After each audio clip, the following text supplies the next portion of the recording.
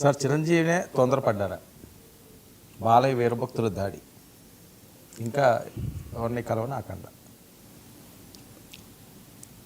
ఇది ఒక చూడండి, చిరంజీవి నిజానికి ఓ ప్రకటన చేశాను, సైలెంట్ ఎక్స్ప్లోజివ్ అన్నట్టుగా నిశ్శబ్దంగా ఆయన వదిలేశారు.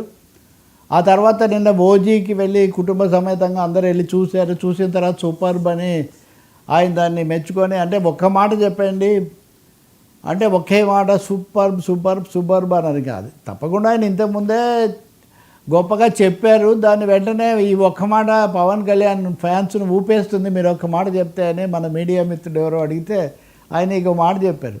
చెప్పి వెళ్ళి మళ్ళీ ట్వీట్ చేశారు. ఆ ఒక్క మాట చాలని ఆయన అనుకోలేదు, ఇంకొన్ని వాక్యాలు కలిపి నేను చాలా ముగ్ధున్నాను ఈ స్థాయిలో తీయటం, కొన్ని అయితే హాలీవుడ్ స్థాయిలో ఉన్నాయి అన్న పద్ధతిలో ఆయన పెట్టారు. అదొకటి పవన్ కళ్యాణ్, అకీర్ ఆనందన్, ఆయన కూతురు కూడా వచ్చినట్టున్నారు.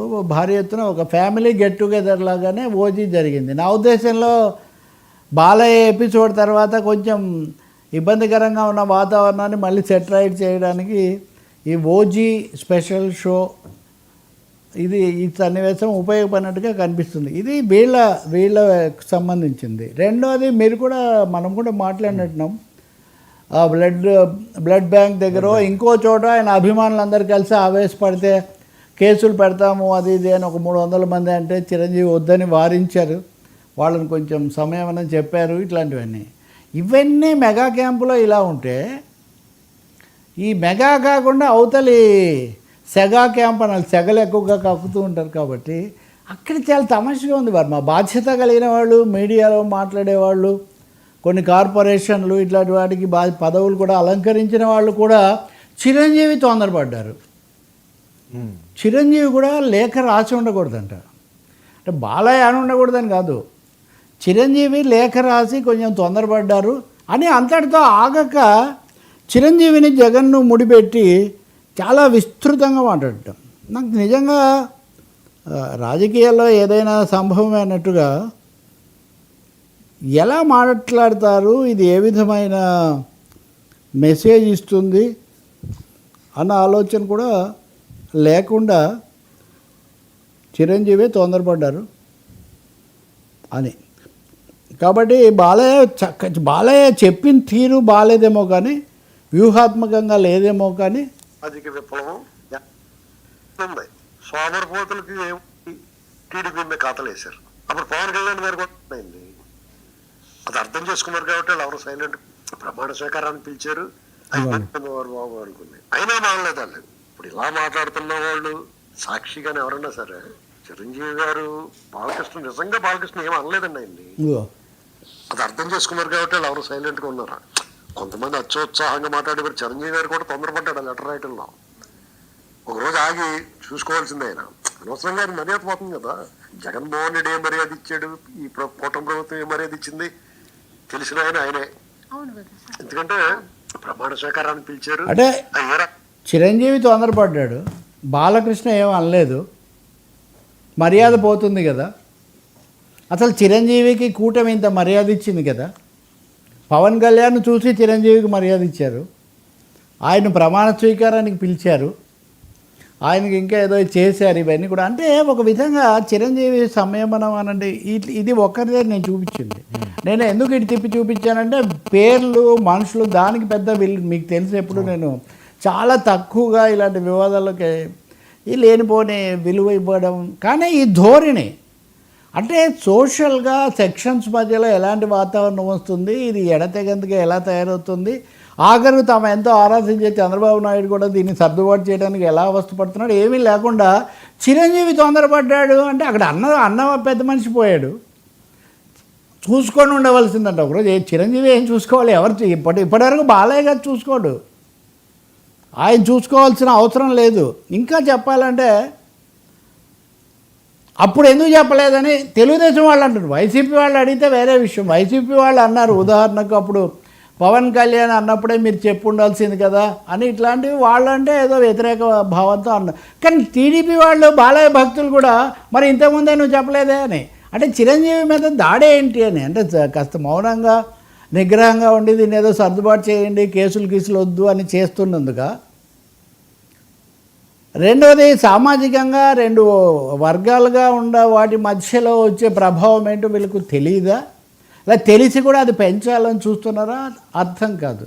దీనికోసం మేరకు వర్మ ఏంటి అసలు ఈ సమస్యకు మూలం పరిశ్రమ అంశాలను అప్పటి ముఖ్యమంత్రి దృష్టికి తేవడానికి వెళ్ళినప్పుడు ఎలా మాట్లాడారో అవమానించారా లేదా ఇది చర్చ. అంటే పరిశ్రమ తరఫున పెద్ద మనుషులు ఎవరు, చిరంజీవి తన లేఖలో ఏమన్నారు, పరిశ్రమ వాళ్ళు వచ్చి నా దగ్గరికి అడిగారు, నేను మధ్యలో మాట్లాడాను, వెళ్ళాను, దానివల్ల కొంత ఉపయోగం జరిగిందన్నారు. ఇప్పుడు నేను నిన్నటి సంగతి చెప్తున్నాను. నిన్న హైదరాబాద్ పోలీసులు సివి ఆనంద్ కమిషనర్ గారు నిన్ననే, ఇంకా ఆయన ఈరోజు రిలీవ్ అయ్యి ఇప్పుడు కొత్తగా సజ్జనార్ కమిషనర్ బాధ్యతలు తీసుకుంటున్నారు. సివి ఆనంద్ నిన్న దీని మీద ఒక మేజర్ పైరసీ ర్యాకెట్ను హైదరాబాద్లో బద్దలు కొట్టారు. 22,000 కోట్లు దానివల్ల పరిశ్రమకు నష్టం వచ్చిందని, ఒక తెలుగు సినిమా పరిశ్రమకే 3-4 కోట్ల నష్టం వచ్చి ఉంటుందని, రహస్య కెమెరాలు అధునాతన సాంకేతిక పద్ధతుల్లో సినిమాలను పైరసీ చేస్తున్నారని బయట పెట్టిన తర్వాత వాళ్ళు పరిశ్రమతో కూడా దీన్ని పంచుకోవాలని పరిశ్రమ పెద్దలను ఆహ్వానించాడు.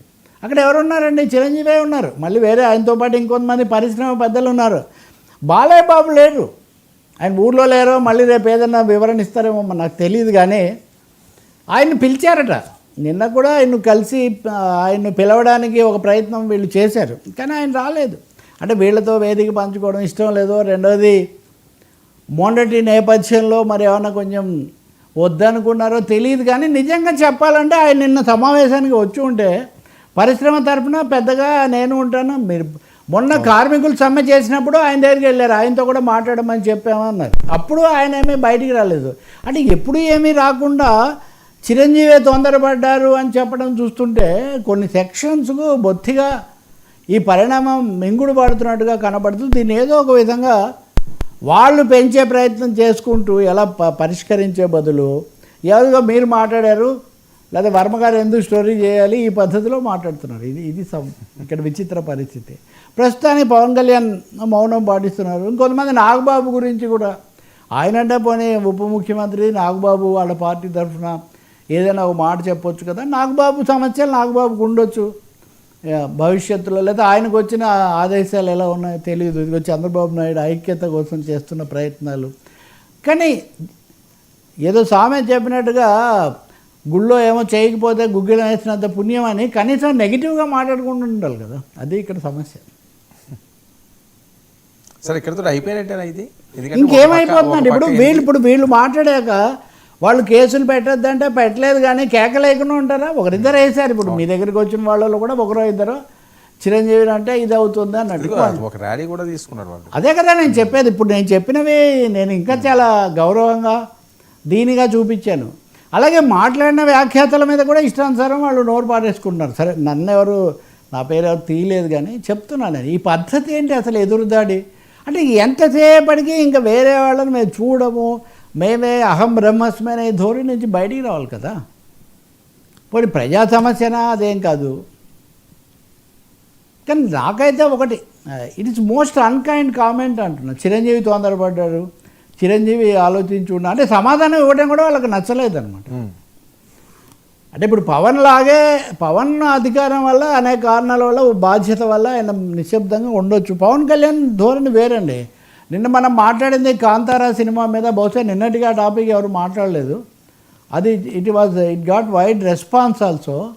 పవన్ కళ్యాణ్ కాంతారాకు మినహాయింపు రేట్లు పెంచుకునే అవకాశం ఇవ్వండి, వాళ్ళు వేరే భాష అయితే ఉంది, మన భాషలు ఇట్లాంటి దీనికి పోకూడదు అంటే కొంతమంది కాదు వేరే భాషలోది, రెండవది ఇట్లాంటి కారణాలు కూడా కొన్ని చెప్పి అభ్యంతరాలు పెట్టినా కానీ లేదు దానికి కూడా మనం రేటు పెంచుకునే అవకాశం ఇవ్వాలి, మంచిగా కాస్త ఎక్స్పర్ట్ అయితే ఎవరు తీసినా మనం ప్రోత్సహించాలని చెప్పారంటున్నారు. అంటే బ్రాడ్ వ్యూ తీసుకోవడం అన్నది ఎప్పుడు అధికారంలో ఉన్న వాళ్ళకు అది అవసరం అవుతుంది. దాని బదులు ఇంకా పెంచి